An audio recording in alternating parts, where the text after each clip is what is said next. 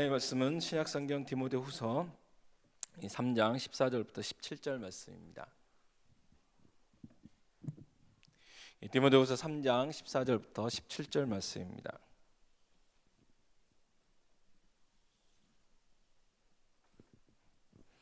함께 한 목소리로 함께 봉독하시겠습니다. 디모데후서 3장 14절부터 17절 말씀까지 한 목소리로 함께 봉독하겠습니다.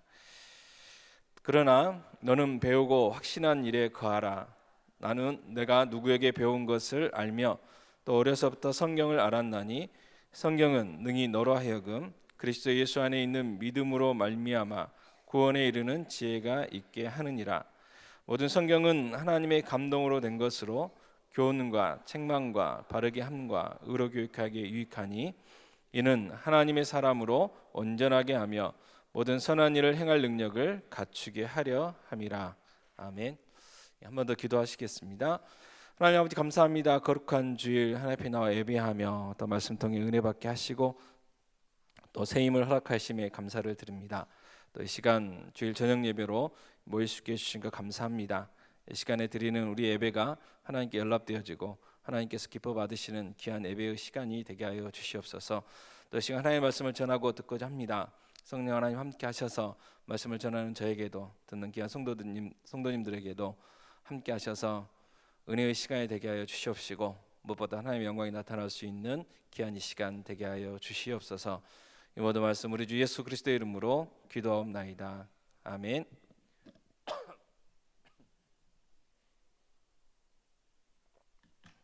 하나님의 말씀인 성경은 교회가 탄생한 이후 2000년 동안 지금까지 사용되어 오고 있습니다.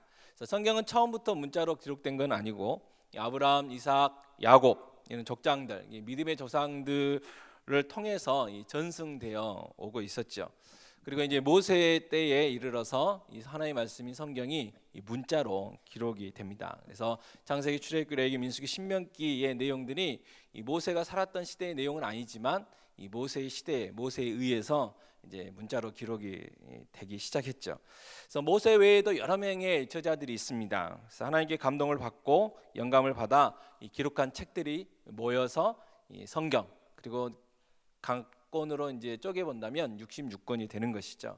그래서 이 구약 성경은 39권이고요. 신약 성경은 27권이 되죠. 그래서 예수 그리스도가 오시기 이전의 기록을 이 구약 성경 39권, 그리고 예수 그리스도가 탄생한 이후에 기록된 말씀을 신약 성경 27권이 됩니다. 얼마나 이렇게 기가 막히게 이렇게 하셨는지 저는 뭐 이렇게 성경 공부 시간이나 아니면 주일학교에서 이 성경이 몇 권이냐 알려줄 때 3927 국어와 답만 외우면 쉽게 외워지는 거 너무 이게 이야기를 할 때마다 참 신기해요. 어떻게 3927이 됐을까? 이거 39 더하기 27은 66. 또 이게 그런 걸 좋아하지 않습니까? 66, 뭐 33, 뭐 그렇게 좋아하는데 이 성경이 66권으로 모이게 된 거죠. 이걸 정경이라 이야기를 하는데 그래서 또 이걸 성경 우리가 또 한 권으로 또 이야기하기도 하죠. 어쨌든 이 하나님의 말씀이 한 권이 동시에 66권의 척으로 구성이 됩니다. 그리고 기록된 연대를 보면 이 BC 1450년경부터 AD 100년까지 약 1600년 동안 또 저자들의 숫자를 세어보면 약 40명의 그 저자들이 이 기록을 하고 있죠. 근데 중요한 건 뭐냐면 이 성경 66권 창세기부터 요한계시록까지 1600년 동안 40여 명의 다양한 저자들에 의해서 기록된 이 성경 66권이 동일한 주제를 이야기하고 있다는 거죠. 일관된 한 가지 주제에 대해서 이야기를 하고 있습니다. 구약 성경은 예수 그리스도께서 이 땅에 오시기 이전에 하나님께서 인간과 맺으신 이 구원에 대한 언약, 또 신약 성경은 예수 그리스도께서 오신 이후에 하나님께서 인간과 맺으신 구원의 언약, 뭐 이렇게 이야기할 수도 있고 한마디로 줄이면 예수 그리스도죠. 성경의 내용은 예수 그리스도입니다. 그래서 창세기부터 요한계시록에까지 이르러서 우리에게 일관되게 이야기하고 있는 것은 바로 예수 그리스도에 대해서 이야기를 해주고 계시죠. 1600년 동안 멀고 먼 AD 1450년부터 BC 1450년부터 AD 100년 그 사이 그렇게 1600년 동안 떨어져서 기록한 이 하나님의 말씀이 똑같은 주제 예수 그리스도에 대해서 이야기를 하고 있다는 것이죠. 성경은 하나님께서 인간의 구원을 위해 어떻게 활동하셨는가, 어떤 일을 하셨는가, 그리고 그 구원이 예수 그리스도를 통해서 어떻게 이루어졌는가 하는 내용을 우리에게 말씀을 해주고 있습니다. 시대가 다르고 또 언어가 다르고 또 생활 환경과 문화가 다르고 이 직업이 다르고 학력이 전혀 다른 이 다양한 저자들에 의해 기록된 이 말씀이 모순 없이 정말 일관되게 한 권의 책을 써졌다는 거예요. 이걸 통일성이라 이야기를 하죠. 자, 이런 통일성이 있다면 하나의 감독이, 하나의 어떤 한 분이 길고 긴 그 계획을 딱 시나리오를 세워서 총 감독을 했다고 밖에는 우리가 이해할 수가 없는 것이죠. 이 성경의 제자들 가운데 모세가 있습니다. 이분은 애굽의 왕자의 교육을 40년 동안 받은, 이 왕실 교육을 받은 사람이죠. 또 다윗 왕이 있는데 이 목동이었던 분이 왕이 되기까지 인생에 필요한 다양한 교육을 받았습니다. 그래서 시편의 내용들을 묵상해 보면 정말 인생의 깊이가 깊을수록 이 시편을 잘 풀어내시는 것 같아요. 그래서 제가 특별히 저희 교회 와서 큰 은혜 받았던 것은 이 수요 예배 때 저희 목사님을 통해서 시편 강의했던 것들이 굉장히 큰 은혜가 됐습니다. 저는 시편 강의가 굉장히 어려운 것 같아요. 그리고 웬만하면 시편 강의하는 걸 좀 꺼려하고, 그리고 저희가 새벽 기도에 이렇게 돌아가면서 하잖아요. 그래서 웬만하면 시편은 걸리지 말아라, 그런 마음이 좀 있습니다. 그 이유가 그런 것 같아요. 정말 인생의 깊이, 신앙의 깊이가 없으면 이 시편을 풀어낸다는 것이 결코 쉽지 않은 것 같아요. 근데 이 시편을 기록한 이 다윗은 정말 목동부터 왕까지 인간이 겪을 수 있는 모든 고난, 역경, 또 인간이 누릴 수 있는 모든 것들을 다 누려본 그러한 인생을 겪은 이 다윗을 통해서 풀어낸 이 시편은 굉장히 깊이가 있죠. 또 이사야는 이스라엘 학자였죠. 에레미야는 선지자였습니다. 또 아모스는 목자였죠. 성경 읽기표 정답이 나왔나요? 자, 그리고 베드로는 이 정상적인 교육을 받지 못한 어부였고요. 이 누가의 직업은 의사였습니다. 그래서 이 의사들이 굉장히 논리적이잖아요. 그래서 이 누가복음과 사도행전을 보면 굉장히 이게 논리적으로 잘 전개되어 있는 것들을 보게 되고 정말 꼼꼼하게 모든 자료들을 다 조사한 후에 성령께서 허락하신 내용들을 누가복음과 사도행전에 기록해 놓은 것들을 볼 수 있죠. 또 마태는 세리였고요. 야고보는 예수님의 육신의 동생이었고, 이 바울은 당대의 모든 학문에 통달했던 분들입니다. 그래서 이 바울의 서신서들을 읽어보면 좀 이해가 쉽죠. 몇몇 어려운 단어들이 있긴 하지만 굉장히 논리적으로 잘 이야기해주고 있어요. 그래서 앞부분은 우리가 뭘 믿어야 되는지, 그리고 이제 그 믿는 사람으로서 어떻게 살아야 되는지 이렇게 딱 구별되게 우리에게 알려주고 있는 것이죠. 이 성경의 제자들 중에는 아까도 말씀드렸지만 다윗 왕 같이 문학, 예술 등 모든 방면에 탁월한, 그래서 시대를 이끌어갈 만한 그 능력이 있는 사람도 있었지만 베드로처럼 어부로서 정상적인 제도적인 교육을 받지 못하고 평범하게 생활했던 사람들도 있었다는 것이죠.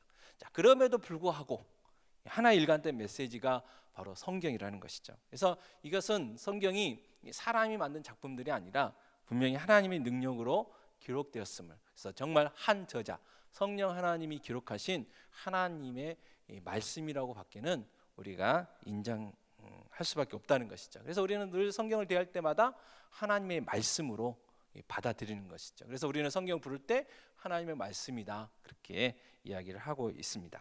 자, 그렇다면 왜 하나님께서는 이 하나님의 말씀이 성경을 기록하셨을까요? 이 성경의 기록 목적에 대해서 성경에서 우리에게 이야기해주고 있는데, 우리가 잘 아는 말씀이 있습니다. 요한복음 20장 31절 말씀 함께 읽겠습니다. 오직 이것을 기록함은 너희로 예수께서 하나님의 아들 그리스도이심을 믿게 하려 하며 또 너희로 믿고 그 이름을 힘입어 생명을 얻게 하려 함이니라. 하나님께서 성경을 우리에게 주신 첫 번째 이유는 이 성경을 읽는 사람들이 또는 성경을 듣는 사람들이 이 구원을 얻도록 하기 위해서 성경을 우리에게 주셨다는 것이죠. 성경 속에 구원받는 방법이 소개되어 있습니다. 구원은 우리 모두에게 가장 중요한 문제죠. 영원한 생명을 소유하느냐 그렇지 못하느냐 굉장히 중요한 일입니다. 죽느냐 사느냐 그 문제라는 것이죠. 그러므로 하나님께서는 우리에게 가장 중요한 이 구원의 복된 소식을 성경 속에 자세하게 기록하셨고, 그리고 자세하게 기록한 그 말씀인 이 성경을 우리에게 선물로 주셨죠. 복된 소식은 구원을 얻는 것인데 성경은 오직 예수 그리스도를 믿음으로만 구원이 가능하다고 우리에게 가르치고 있습니다. 사도행전 4장 12절에 이렇게 말씀하셨죠. 다른 이로서는 구원을 받을 수 없나니 천하 사람 중에 구원을 받을 만한 다른 이름을 우리에게 주신 일이 없음이라 하였더라. 자, 그렇다면 우리는 생명의 구주이신 예수 그리스도를 어떻게 믿고 그 구원을 어떻게 얻을 수 있습니까? 이 중요한 거는, 확실한 거는 이 세상의 방법으로는 가능하지 않다는 것이죠. 아무리 모든 책을 다 섭렵하고 모든 학문에 다 통달한다 할지라도 이 세상 지식으로서는 구원을 얻을 수가 없다는 것이죠. 아무리 박사학위가 10개여도 그 구원을 얻을 수가 없다는 거예요. 그리고 돈으로도 살 수가 없는 것이죠. 이 세상에 돈 많은 사람들이 많습니다. 그러나 그들도 돈으로 구원을 얻을 수는 없다고 이야기를 하죠. 오직 하나님 말씀이 성경을 통해서 예수 그리스도를 믿고 구원받을 수 있다고 성경 이야기를 합니다. 믿음으로 구원받는데 그 믿음은 어떻게 나온다고요? 하나님 말씀, 그리스도의 말씀을 듣는 거라고 로마서 10장 17절에 이렇게 말씀하시죠. 함께 읽겠습니다. 로마서 10장 17절. 그러므로 믿음은 들음에서 나며 들음은 그리스도의 말씀으로 말미암느니라. 아멘. 여기 앉아있는 모든 분들이 경험한 것이죠. 하나님 말씀이 들려졌을 때, 그죠? 하나님 말씀이 읽어졌을 때, 읽어졌다는 것은 그냥 눈으로 읽은 것이 아니고 우리가 읽을 때 그것이 깨달아지고 그 말씀이 믿어지고 그 말씀이 정말 확신돼서 누군가 말처럼 정말 우리의 심령 속으로 그 말씀이 쑥 들어온 거. 그래서 우리가 지금 이 자리에 앉아 있는 거잖아요. 하나님 말씀이 아니고서는, 이 성경이 아니고서는 우리가 예수를 그리스도로, 우리를 구원자로 고백할 수도 없고 우리 믿음이 일어날 수가 없는 것이죠. 단순한 진리이지만 생각처럼 받아들이기가 쉽지 않습니다. 예수님을요, 지식적으로 이해하고 머리로는 알 수 있어요. 그래서 믿음이 없는 사람들, 소위 말해서 머리가 글씨도 읽을 줄 알고 뭐 한글도 있으니까 이해가 되면 예수님이 그리스도이고 또 예수님이 십자가에 죽었고 예수님이 십자가에 죽은 거는 뭐 성량이라더라, 뭐 그런 게 지식적으로는 알 수가 있다는 거죠. 머리로는 이해할 수 있다는 거예요. 근데 정말 이 예수님을 마음으로 믿고 따르고 나의 하나님으로 고백하는 일은 결코 쉽지 않다는 것이죠. 인간의 힘으로, 인간의 능력으로는 되지 않는다는 거예요. 되어지는 것이죠. 되어지는 것. 예수를 그리스도로 고백하는 것은 나의 결단이 필요한 것이죠. 나의 의지가 필요한 것입니다. 리비스턴 선교사님이 어렸을 때 주일학교 유년부 초등부 때라고 하는 것 같았는데, 제 기억에는 정말 이 부흥집회 참석해서 설교를 통해서 성경 말씀이 선포되어질 때 결단했잖아요. 내가 예수 그리스도를 믿겠다고, 그리고 헌신하겠다고. 그리고 이게 헌금하는 시간이 있었는데 돈이 없어서 자기 자신을 헌금바니에 집어넣었다는 거 아닙니까? 이건 인력으로 되는 게 결코 아니라는 것이죠. 하나님의 능력으로밖에는 되어지지 않는다는 것입니다. 그래서 머리와 가슴, 불과 한 30cm밖에는 차이가 안 난다고 하는데, 이 머리에 있느냐, 이 가슴에 있느냐, 우리 영원한 운명을 결정하는 것이라는 것이죠. 그래서 우리의 믿음, 우리가 예수를 그리스도로 믿는 이 구원을 주는 목적으로 성경이 기록되어져 있는데, 이것은 하나님의 말씀이 이 성경을 듣는 일에서, 읽는 일에서 믿음이 생긴다고 성경은 이야기를 합니다.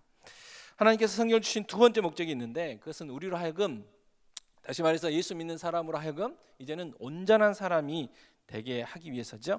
디모데후서 3장 17절 말씀입니다. 함께 읽겠습니다. 이는 하나님의 사람으로 온전하게 하며 모든 선한 일을 행할 능력을 갖추게 하려 함이라. 여기서 온전케 한다는 것은 이 다방면에서 유능한 사람으로 만들어준다, 그런 뜻이 있습니다. 다시 말해서 하나님께서는 성경을 살아가는 자를 유능하고 능력 있게 하신다는 거예요. 어떤 능력일까요? 우리가 선한 행동을 할 수 있도록, 그래서 모든 일에 정직한 마음으로 열심을 낼 수 있도록 만들어 주신다는 거예요. 왜요? 선한 것도 정직한 것도 우리 안에 없기 때문에 그렇습니다. 그런데 그렇게 만들어 주시는 거예요, 성령의 능력으로. 그리고 그런 걸 통해서 친구들에게, 직장 동료들에게, 또 이웃들에게 우리가 성실하고 유능한 사람으로 인정받도록 해 주신다는 것이죠. 그래서 우리의 신앙생활에 교회 안에서만 머물러 있어서는 안 된다는 것이죠. 그래서 어린아이들, 특별히 이제 지금은 안 그런 것 같습니다. 예전에는 이 중직자들 자녀들이 굉장히 고민을 많이 했다고 하죠. 교회에서 보는 부모님하고 집에서 보는 부모님하고 너무 다르기 때문에 그래요. 교회에서 배우는 부모님은 하나님의 말씀이 중요하다, 신앙이 중요하다. 그런데 집에만 가면 왜 공부 안 하냐, 왜 시험 공부 안 하냐, 그런다는 거죠. 그런 이중성 때문에 굉장히 힘들어했다고 하죠. 그러나 우리의 신앙생활에 교회 안에서만 머물러서는 안 되고 이 사회와 이웃에게 선한 이 사람으로 영향력을 발휘해야 된다는 것이죠. 그래서 모두에게 인정받는 사람이 돼야 되는데 이러한 능력을 갖추게 해주는 게 뭐냐? 하나님의 말씀인 성경이라는 것이죠. 그래서 성경을 우리에게 주신 목적은 우리가 온전한 사람, 그래서 하나님을 믿는 사람답게, 성도답게 우리를 만들어 주시기 위해서 성경을 주셨다고 합니다. 그래서 성경이 우리를 교육하시는 거죠. 그래서 말씀을 우리가 잘못했을 때는 말씀으로 책망도 하시고 또 곁길로 갈 때는 바른 길로 갈 수 있도록 교훈하는 역할을 성경을 통해서 하는 것입니다. 그래서 성경을 기록한 중요한 두 가지 목적, 첫째는 우리에게 구원을 주시기 위함이다. 두 번째, 우리를 선한 일을 하는 온전한 사람이 되게 하기 위함이다. 이 일을 위해서 하나님께서 우리에게 성경을 선물로 주셨다는 것이죠. 그래서 우리는 선물로 주신 이 성경을 사랑해야 하는 것이죠. 이 하워드 핸드릭슨 교수님이 계십니다. 그래서 기독교 교육학에는 굉장히 유명하시고 많은 분들이 인용하시는 분인데, 이분이 신앙생활하는 사람들, 그러니까 성도들을 구분을 했어요. 세 종류로. 어떻게 구분했느냐? 이 성경을 대하는 태도에 따라서 세 종류의 성도로 구분을 했습니다. 첫 번째는 이 피마자 기름형. 이 성경 말씀이 아주 쓴 사람. 그래서 성경을 입에 대는 것을 별로 좋아하지 않는 사람. 그래서 가끔 어려운 일 당할 때, 정말 힘들 때 성경 한번 보고 새벽 예배 같은 데 와서 말씀 듣고, 왜냐하면 그 정도는 알고 있기 때문에 그러한 부분들. 그래서 정말 성경이 입에 써가지고 잘 먹지 않으려고 하는 그런 성도들이 있다고 하는 거죠. 이 두 번째는 이 현미밥형입니다. 우리나라식으로 하면 현미밥. 자, 현미밥이 건강에는 좋지만 뻑뻑하잖아요. 그래서 아이들이 잘 먹지 않습니다.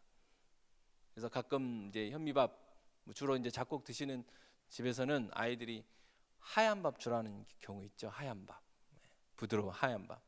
그래서 성경 말씀을 읽긴 읽어요. 의무적으로 성경 읽기표를 또 해야 되니까 또 주보에 나오잖아요. 구역장이고 총무고 하는데 안 나오면 안 되잖아요. 그래서 억지로 의무감 때문에 성경을 대하는, 읽고 묵상하는 그런 성도들이 있다는 거죠. 그리고 세 번째는 이분이 뭐라고 이야기를 했냐면 이 딸기 아이스크림 향이다, 그렇게 이야기를 했습니다. 이 딸기 아이스크림 달콤한 거죠. 먹어도 질리지 않는 거, 자꾸 먹는 거. 그래서 이 진수성찬을 보고 기다릴 수가 없는 거죠. 그래서 성경의 꿀맛, 정말 성경에서 고백한 것처럼 성경이 이 꿀보다 더 달다고 시편 기자가 이야기를 하는데, 그러한 경험을 하고 체험하신 분들, 그런 분들이 있다는 거예요. 이분들은 그냥 누가 뭐라 하지 않아도 스스로 성경 말씀이 너무 달아서 성경 말씀을 읽고 묵상하고 또는 공부하고 암송하고 하는 그러한 성도들이 있다는 것이죠. 자, 우리의 성경의 맛은 어떤 맛일까요? 쓴 맛일까요? 아니면 뻑뻑한 맛일까요? 아니면 달콤한 맛일까요? 자, 에레미야 선지자도 이렇게 고백을 했습니다. 에레미야 15장 16절에 내가 주의 말씀을 얻어 먹었사오니 주의 말씀은 내게 기쁨과 내 마음의 즐거움이오니. 하나님의 말씀이 기쁨이 되고 즐거움이 된다고 에레미야 선지자는 고백하고 있는데, 이 고백이 우리의 고백이 되기를 바랍니다. 이처럼 성경을 사랑하는 사람들에게 하나님께 주시는 복들이 많이 있는데요. 몇 가지만 정리해서 나눠보면, 첫째는 새 사람이 되게 하십니다. 야고보서 1장 18절에 이렇게 말씀하셨는데 같이 읽겠습니다. 그가 그 피조물 중에 우리로 한 첫 열매가 되게 하시려고 자기의 뜻을 따라 진리의 말씀으로 우리를 낳으셨느니라. 성경만이 우리를 새 사람이 되게 한다는 거예요. 옛사람을 청산하고 새 사람으로 변화시킬 수 있는 것 하나님의 말씀뿐이라는 거예요. 자, 우리 자녀들 정말 하나님의 사람으로 정말 새롭게 변화되는, 정말 하나님이 원하시는, 하나님이 바라시는 그런 사람으로 바꿀 수 있는 거 우리의 잔소리도 아니고 하나님의 말씀이 성경이라는 게 성경. 그래서 어떻게든지 성경을 듣게 해야죠. 그러면 어떻게 해야 됩니까? 예배의 자리로 데리고 와야 돼요. 아무리 떠들고 아무리 자는 것 같고 아무리 안 듣는 것 같아도 저 로비에 가서 열심히 주보로 비행기를 접어서 날리더라도 로비에도 스피커는 있으니까 데리고 와야 된다는 거예요. 그래서 자꾸 들려줘야 됩니다. 들려줘야. 그래야 변화할 수가 있다는 거예요. 그리고 읽혀야 돼요. 그래서 주일학교에서 열심히 성경을 읽게 합니다. 유년부에서도 하고요. 심지어 초등부에서는 어른들하고 똑같은 거 해요. 초등부 아이들이. 중등부도 마찬가지고 고등부도 마찬가지고. 그럼 부모님도 좀 협조를 해주셔야 되는데 성경 읽기 하면 뭔가 대가를 해서 당근이라도, 아니면 당근이 싫으시면 채찍이라도. 그래서 하나의 말씀만이 새 사람이 되게 한다는 거죠. 그리고 새 사람이 될 수 있는 능력이 하나의 말씀입니다. 두 번째는 죄의 유혹을 이기게 해줍니다. 시편 119편 11절에 이렇게 말씀하셨죠. 함께 읽겠습니다.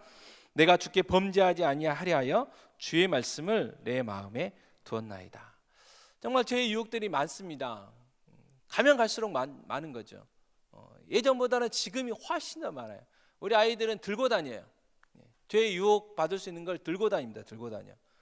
우리가 돈 주고 전화하려고 사준 그 스마트폰, 비싼 그 게임기, 그 안에 온갖 것이 다 있죠. 거기에 모든 유혹들의 시발점이 거기에 있어요. 정말 유혹하는 것들이 너무 많습니다. 근데 그 유혹들로부터 지킬 수 있는 것은 다른 거 아니고 오직 하나님의 말씀뿐이라는 거예요. 우리가 주일 오후 학교 하는 어하나가 있습니다. 저희 오전에는 우리 교단에서 하는 계단 공과를 열심히 가르치고 있고요. 오후에는 어하나라는 걸 가르치고 있는데, 그 어하나 교사 교육할 때에 질문이 하나 있어요. 이 자녀를 교육시키는 데 있어서 가장 힘든 시기가 어디냐 이게 물어봐요. 그럼 교사들이 다요 그래요. 다요. 근데 정말 자녀들 교육하는데 힘든 시기는 뭐냐면 부모의 통제를 떠날 때잖아요. 자, 우리가 품에 품고 있을 때, 집에서 함께 지낼 때는 대충 알 수 있잖아요. 눈치를 보고 그래서 교회 갔는지 안 갔는지, 뭐 성경을 보는지 안 보는지 알 수 있어요. 또 누구와 교제하는지 알 수 있어요. 근데 예를 들어서 이제 대학을 갔습니다. 서울로 갔어요. 그때부터 이제는 통제가 안 되는 거예요. 이제 그때부터 이제 어려운 거죠. 자, 그럼에도 불구하고 부모님의 뜻을 곁을 떠났음에도 불구하고 스스로 신앙생활 잘 할 수 있다면 그것은 우리가 자녀 교육을 잘했다 할 수 있다는 것이죠. 또 그들이 떠났을 때 이제 부모의 통제를 받지 않고 누구의 눈치도 보지 않고 자기를 아는 사람보다는 자기를 모르는 사람이 훨씬 많은 그곳에서 죄의 유혹을 받았을 때 그 죄의 유혹을 이길 수 있는 방법이 뭐냐? 하나님의 말씀밖에 없다는 것이죠. 그래서 자꾸 그 안에, 그 자녀들 안에 하나님의 말씀을 심기려고 합니다. 그래서 주일 오전에도요, 이 공과 여절 암송대회가 있어요. 여절 암송대, 분기별로, 학년별로 무시무시하죠. 또 어하나라는 프로그램 자체가 이 성경 암송 프로그램입니다. 그래서 그 성경 암송을 좀 잘하게 하려고 게임도 하는 거예요. 간식도 주고 여러 가지 방법들을 동원하는 거죠. 핵심은 성경 암송입니다. 성경 암송. 그래서 성경이 암송되어져야, 그 말씀이 그 안에 심겨져야 죄의 유혹을 받을 때 말씀이 생각날 거 아닙니까? 그리고 그 말씀이 역사해서 그 죄의 유혹으로부터 벗어날 수 있게 해준다는 거죠. 그건 우리 작년 성도들도 마찬가지겠죠. 그래서 성경에 우리가 성경을 사랑하고 성경을 가까이 했을 때 주는 좋은 영향력 중에 하나입니다. 세 번째는 좋은 것을 얻게 한다고 말씀합니다. 잠언 16장 20절에 함께 읽겠습니다. 삼가 말씀에 주의하는 자는 좋은 것을 얻나니 여호와를 의지하는 자는 복이 있느니라. 말씀에 주의하는 자는 좋은 것을 얻나니, 좋은 것을 얻는다고 이야기를 합니다. 좋은 것. 성경을 사랑하는 사람에게 하나님은 좋은 것을 많이 주시겠다 약속을 하셨습니다. 그리고 성경을 읽으면 좋은 게 뭔지가 구별이 되죠. 성경에서 말하는 하나님이 좋다고 하시는 거, 그게 뭔가 이제 구별이 되는 거잖아요. 늘 우리의 고민은 뭐냐면 하나님이 좋다는 것과 우리가 좋은 게 이게 차이가 생기니까, 충돌이 생기니까 이렇게 늘 힘들잖아요. 하나님은 날 의지해. 근데 우리는 돈이 좋잖아요. 근데 성경을 읽고 묵상하다 보면 정말 좋은 게 뭔지 구별이 되고, 또 그 좋은 것을 하나님께서 우리에게 주시겠다고 하고, 그래서 성경을 사랑하는 사람은 그 좋은 것들을 많이 얻게 된다는 것이죠. 네 번째는 소망을 갖게 해줍니다. 로마서 15장 4절에 이렇게 말씀합니다. 같이 읽겠습니다. 무엇이든지 전에 기록된 바는 우리의 교훈을 위하여 기록된 것이니 우리로 하여금 인내로 또는 성경의 위로로 소망을 가지게 함이니라. 아멘. 소망. 인간과 동물이 다른 점 여러 가지 있겠지만 그 중에 하나가 소망입니다. 소망. 인간은요, 소망이 없으면 살 수가 없어요. 자살하는 사람들의 특징이 뭐겠습니까? 소망이 없기 때문에 그래요. 내일은 더 나아질 수가 없어. 내일은 오늘보다 더 할 거야. 소망이 없어. 그러니까 동반 자살도 하고, 부모가 아이들을 죽이고 자기를 또 자살하기도 하는 그런 일들이 벌어지게 되는 것이죠. 그런데 성경 뭐라고 이야기를 합니까? 소망을 줘요. 그래서 절망의 순간에도 소망을 줍니다. 어떤 소망이요? 예수 그리스도, 그분이 소망이라는 사실, 하나님이 여전히 살아계시다는 사실, 하나님 우리를 사랑하신다는 사실, 그분은 전능하시고 전지하신다는 사실, 그래서 우리에게 가장 좋은 것으로 우리에게 주신다는 그 사실, 그게 우리의 소망이 되는 것이죠. 그래서 우리 자녀들이, 우리들도 마찬가지, 우리 연약한 구역식들도 마찬가지고, 정말 이 소망, 성경에서 말하는 이 소망을 주는 역할을 성경입니다. 성경에서 어떻게든 성경을 가까이 하고, 어떻게든 성경을 읽히는, 또 듣게 하는 그 일을 우리가 해줘야 한다는 것이죠. 이처럼 성경은 우리를 새 사람이 되게 하고요, 그다음에 죄의 유혹을 이기게 하고, 좋은 것을 얻게 하고, 이 소망을 갖게 해주는 그런 역할을 하고 있습니다. 그래서 성경을 사랑하는 일 우리가 해야 되는 것이고요. 그래서 성경을 부지런히 듣고 부지런히 읽어야 하는 것이죠. 자, 그렇다면 성경을 어떻게 읽고 들으면 좋을까? 자, 유대인들의 부모들은 이 자녀 교육을 정말 철저하게 시키는 걸로 정평이 나 있죠. 그래서 유대인들뿐만이 아니라 우리 기독교인들도 마찬가지고, 그리고 일반 사람들도 어떻게 하면 유대인들 부모들이 자녀 교육을 시키는 것처럼 교육을 시킬 수 있을까? 이제 막 연구도 하고, 그래서 많은 책들이 나오게 되는데, 유대인들이 하는 성경 교육 방법이 하나 있다고 합니다. 그래서 이게 아이가 태어나서 자라다가 이제 사물을 이제 구분하게 되면 이 부모들이 맨 먼저 하는 일이 있다고 합니다. 그들은 이제 율법이 구약 성경이잖아요. 우리는 신약 성경까지 있지만, 그래서 구약 성경 겉 표지에다가 이 꿀물을 바른다고 합니다. 꿀물. 그래서 어린 아이가 가서 그렇게 핥아서 또는 찍어서 먹게 한다는 거예요. 그러면 달잖아요. 그때 그렇게 이야기를 해준다고 합니다.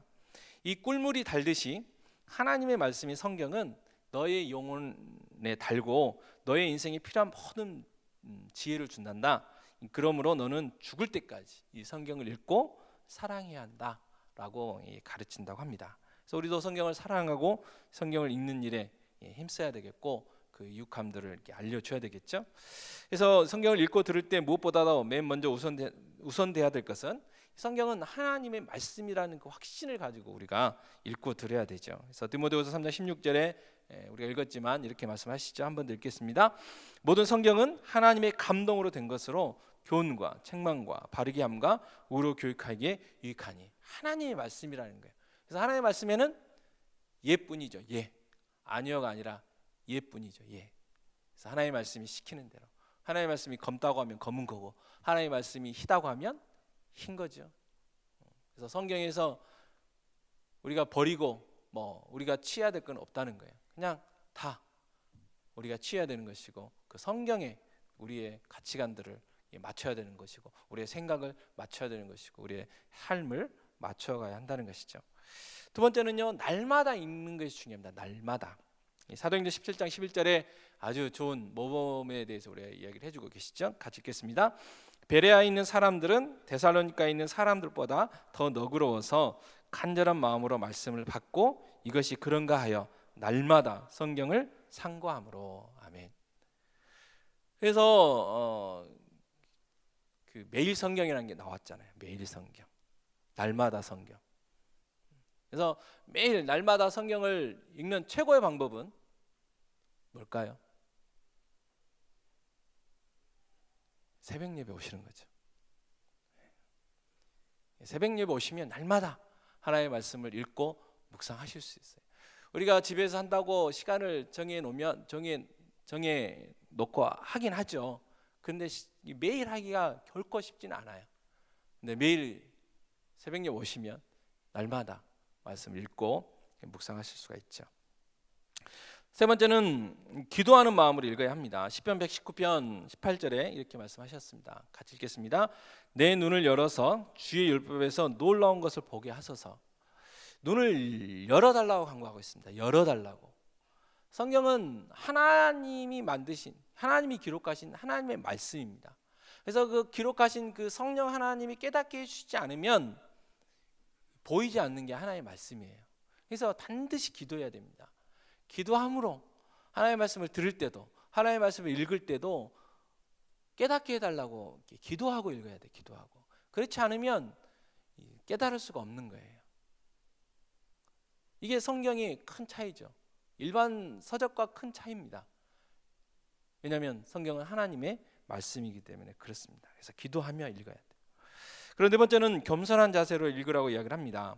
잠언 3장 5절과 6절에 이렇게 말씀하셨는데 같이 읽겠습니다. 너는 마음을 다하여 여호와를 신뢰하고 내 명철을 의지하지 말라. 너는 범사의 그를 인정하라. 그리하면 내 길을 지도하시리라. 하나님께서는 겸손한 사람을 가장 기뻐하시고 교만한 사람을 가장 싫어하시죠. 그래서 교만한 사람은 어떻게든 패망케 하시겠다고 말씀을 하십니다. 그래서 우리는요 겸손하게 하나님의 말씀을 대해야 돼요. 하나님의 말씀을 칼질하면 안 된다는 거예요. 이거는 이래서 안 되고 저것은 저래서 안 되고 이건 이 시대에 안 맞는 말이고 이건 현실하고 안 맞는 말이고 그게 아니고 겸손하게 어떠한 말씀이든지 사무엘 선지자가 고백했던 것처럼 주의 종이 듣겠다고 겸손하게 하나님의 말씀을 읽고 들을 필요가 있습니다. 다섯 번째는 성경을 읽을 때 즐거워하며 읽으라고 합니다. 시편 1편 2절에 이렇게 말씀하셨죠. 같이 읽겠습니다. 오직 여호와의 율법을 즐거워하며 그의 율법을 주야로 묵상하는도다.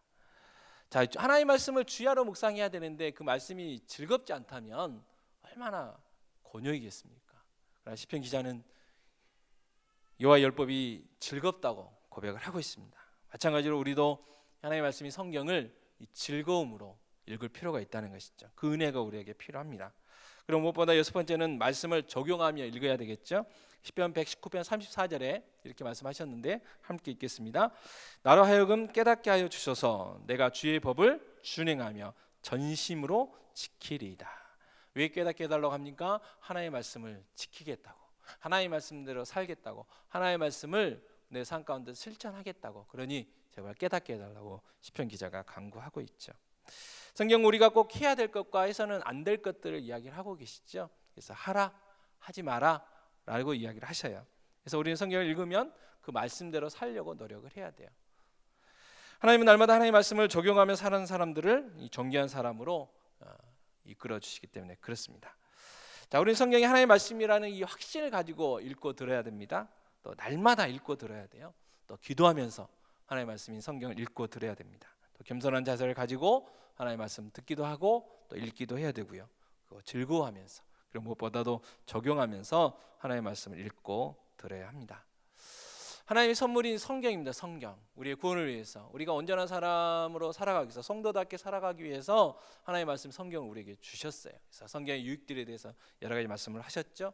새 사람이 되고 또 죄악을 또 이기게 하는 그런 역할들, 또 오늘 말씀을 어떻게 대해야 되는지 하나님의 말씀이라 확신을 가지고 날마다 읽고 기도하며 겸손한 자세를 가지고 또 즐거워하면서 적용하며 읽어야 된다, 이렇게 말씀을 드렸습니다. 근데 결론적으로 요한계시록 1장 3절 말씀 한번 저희들 같이 또 봉독했으면 하는데요. 같이 읽겠습니다. 이 예언의 말씀을 읽는 자와 듣는 자와 그 가운데 기록한 것을 지키는 자는 복이 있나니 때가 가까움이라. 자, 어떤 사람이 복이 있다고 성경은 이야기를 하십니까? 돈이 많은 사람이요? 건강한 사람이요? 키가 큰 사람이요? 공부를 잘하는 사람이요? 하나님의 말씀을 읽는 자, 하나님의 말씀을 듣는 자, 하나님의 말씀을 지키는 자가 복이 있다고 합니다. 물론 요한계시록이 기록될 때는 우리처럼 이 성경이 없었습니다. 그래서 회당에서 이 성경 하나를 놓고 읽는 분이 있었고, 그래서 많은 사람이 들었죠. 그러나 중요한 것은 읽는 분이든 듣는 분이든 지키는 자가 이 복이 있다고 이야기를 합니다. 그래서 하나님께서 우리에게 선물로 주신 이 성경을 읽는 일에 그래서 우리가 힘써야 되겠고, 듣는 일에 힘쓰고 또 지키는 일에 힘써야 되죠.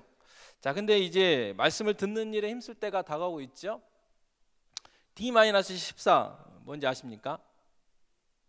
D-14 뭘까요? 수능일이요? 아닙니다. 제 생일이요? 그것도 아닙니다. D-14 뭘까요? 세일의 기도이죠. 세일의 기도입니다. 제가 지금 저희 교회 이제 9년 차인데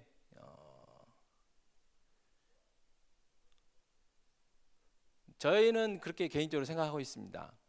죄송합니다만 아들을 주신 것 세일의 기도의 열매다. 저희는 그렇게 기도하고 있습니다. 그렇게 생각하고 있습니다. 저는 개인적으로. 그리고 많은 분들의 이 세일의 기도회 동안 있었던 많은 은혜들을 들었습니다. 올 세일의 기도회도 하나님 은혜를 주시겠죠. 중요한 건 그 세일의 기도의 은혜의 주인공이 누구냐, 그게 문제겠죠. 이왕이면 내가 돼야 되지 않겠습니까? 그러려면 준비를 많이 해야 됩니다. 일단 세일의 기도에 참석을 해야 돼요. 그것도 3주 동안.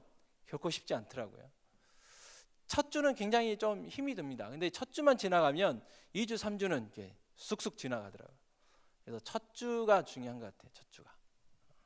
그러려면 많은 준비들을 하셔야죠. 약속들을 정리하시고 또 여러 가지 것들을 많이 준비하셔야 될 텐데 미리부터 지금 광고가 나가고 있죠. 왜냐하면 다 준비하시라고, 또 그만큼 주시는 은혜가 있기 때문에 그렇습니다. 저보다 더 오래 다니셨으니까. 에피소드가 하나 있다면, 저희가 지금 공사하고 있는데 공사를 하고 있으면 이게 복장이 지금 앉아 계신 거 좀 달라요. 저도 그렇고. 그래서 장로님들도 집사님들도 복장이 다릅니다. 일을 할 때는. 그래서 이제 공사하는데 위험하니까 이렇게 차량을 못 오게 이렇게 막는 일이 있어요. 그래서 이렇게 차량 가까이 대지 말고 차 뭐 기스나고 그럴까봐 좀 멀리 대라고 이제 저희 집사님 한 분이 그랬더니, 그분이 뭐라고 했냐면 반석계 나 교인이라고 30년 다니고 있다고. 그렇게 얘기를 하셨답니다. 30년. 세상에 30년. 제가 그 이야기를 하는 건 뭐냐면, 저보다 오래 다니신 분도 계시잖아요. 26년 되신 분들도 계시고. 그만큼 더 많은 세일의 기도에 간증들이 있으실 거예요. 근데 중요한 건 뭐냐면 새로운 은혜가 더 좋잖아요. 과거에 어떤 큰 은혜를 받으셨는지 모르겠지만 오래 받아야 돼. 오래. 과거는 흘러간 거 아닙니까? 왕년에 그거 아니라고 그러잖아요. 이번에. 그래서 여러분들 좋은 기회입니다. 좋은 기회입니다. 그래서 이 말씀을 집중해서 듣는 좋은 기회입니다. 그리고 성령님께서 더 크게 역사하시는 기회들이잖아요. 그래서 준비하셔서 하나님의 말씀 듣는 데 힘쓰셔서 이 하나님의 말씀, 예언의 말씀 읽는 자, 듣는 자, 그리고 가운데 기록한 것을 지키는 자가 복이 있다고 말씀하셨죠. 그래서 하나님께서 주시는 이 복을 받아 누릴 수 있는, 그래서 간증하실 수 있는. 그래서 이 모르긴 몰라도 저희 목사님 이제 언젠가는 이제 사역을 정리하실 때가 있으실 텐데, 이 세일의 기도에도 분명히 정리를 하실 것 같아요. 잘은 모르겠지만 제 짐작에. 그러면 그때마다 이렇게 큰 은혜가 있으셨던 분들의 명단이 지금도 마음속으로 다 기록하고 계실 텐데, 아직 그 명단에 못 오르신 분 계시다면 이번 기회에 귀한 은혜 받으셔서 그 명단에 포함되고, 또 자녀들에게 내가 세일회 때 이렇게 기도했더니 하나님께서 이렇게 놀라운 은혜를 주셨다고 또 간증할 수 있어야 되지 않겠습니까? 그래서 이 세일의 기도를 맞이해서 도대체 어떤 말씀을 전해야 성도들이 집중하실 수 있을까 고민하다가 성경에 대해서 복습하면서 듣는 일에 힘쓰자. 그래서 세일의 기도에 조금 열심히 좀 참여해보자 라는 차원에서 말씀을 준비를 했습니다. 근데 중요한 거는 혼자 하시면 나쁜 거예요. 좋은 건 같이 나눠야 되잖아요. 그죠? 그래서 구역 식구들 지금부터 기도하시고 권면하셔서 함께. 그래서 저는 개인적으로 오늘 고등부 찬양하는 거 보고, 제가 왔을 때 초등학교 2학년, 3학년, 4학년 들였거든요. 근데 벌써 이제 고1, 고2, 고3 얼마 안 있으면 시집간다고 청첩장 날아올지도 모르는 그런 나이들이 됐습니다. 이 찬양하는 모습을 보면서 야, 참 좋다. 그래서 세일의 기도에도 여기서 하면 좋겠다, 그런 마음이 있었습니다. 그러려면 소예배실이 좁도록 모이셔야 올라올 것 같아요. 그래서 많이 권면하셔서 이번 세일의 기도회 동안 하나님 준비하신 귀한 은혜를 내가 받을 수 있는, 내가 받았다고 간증할 수 있는 귀한 기회가 되었으면 합니다. 기도하겠습니다. 하나님 감사합니다. 오늘 또 거룩한 주일 하나님 앞에 나 온전히 예배하고